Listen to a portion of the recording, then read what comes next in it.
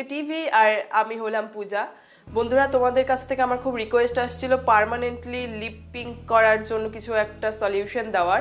So আজকের এই ভিডিওতে আমি তোমাদেরকে একটি লিপ স্ক্রাব দেখাবো যেটাকে রেগুলার ব্যবহারে তোমার ঠোঁটের মধ্যে যে ট্যান পড়ে গেছে সেটা উঠে যাবে এবং তোমার ঠোঁটের যে ন্যাচারাল কালার সেটা ফিরে পাবে। পিঙ্ক কতটা হবে সেটা আমি বলতে পারছি না, বাট তোমার ঠোঁটের ন্যাচারাল কালার তুমি ফিরে পাবে, এটা গ্যারান্টি। হ্যাঁ বন্ধুরা, ট্যান পরে আমার ঠোঁটের মধ্যেও কিন্তু ডার্ক প্যাচেস চলে এসেছিল। এই ভিডিওতে আমি তোমাদেরকে লাইভ রেজাল্ট দেখাবো কি করে এই স্ক্রাবটি ইনস্ট্যান্টলি সেটাকে দূর করে আমার ঠোঁটটাকে অনেকটাই কিন্তু পিঙ্ক করে দিয়েছে। আর কথা না বাড়িয়ে চলো দেখে নিই কি করে এটা তৈরি করবে এবং কিভাবে ব্যবহার করবে। তার আগে make sure that you have subscribe to my channel, আর পাশে থাকা বেল আইকনটি অবশ্যই প্রেস করে দেবে যাতে করে নতুন ভিডিও আপলোড করলে তোমার মোবাইলেও নোটিফিকেশন যায়। ভিডিওটি শেষ অবধি দেখো, ভালো লাগলে লাইক করে ফ্রেন্ডস ফ্যামিলির সাথে শেয়ার করতে একদম ভুলবে না।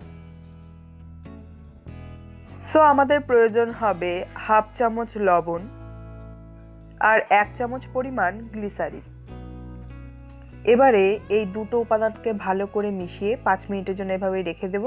তারপর এটাকে আমি তোমাদের সামনে ব্যবহার করে দেখাবো।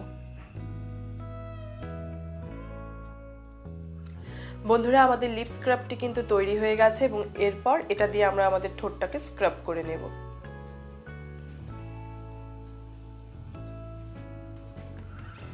এই স্ক্রাবটি দিয়ে জেন্টলি হালকা হাতে ক্লকওয়াইজ এবং অ্যান্টি ক্লকওয়াইজ তুমি তোমার লিপটাকে স্ক্রাব করে নেবে 5 মিনিটের জন্য।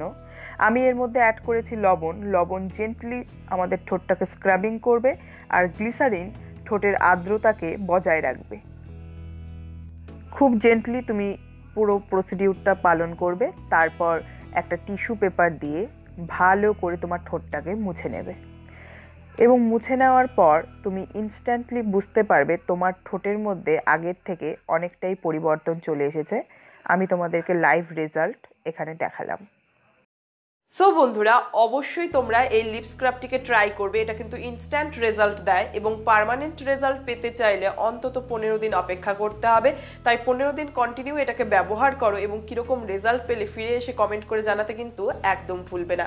তাই ভিডিওটি যদি তোমাদের হেল্পফুল বলে মনে হয় অবশ্যই ভিডিওটিকে লাইক করে ফ্রেন্ডস ফ্যামিলির সাথে করতে পারো শেয়ার। এতক্ষণ অবধি তুমি ভিডিওটি দেখলে তার জন্য অসংখ্য ধন্যবাদ। আমার নতুন ভিডিওতে আবার তোমাদের সাথে দেখা হবে।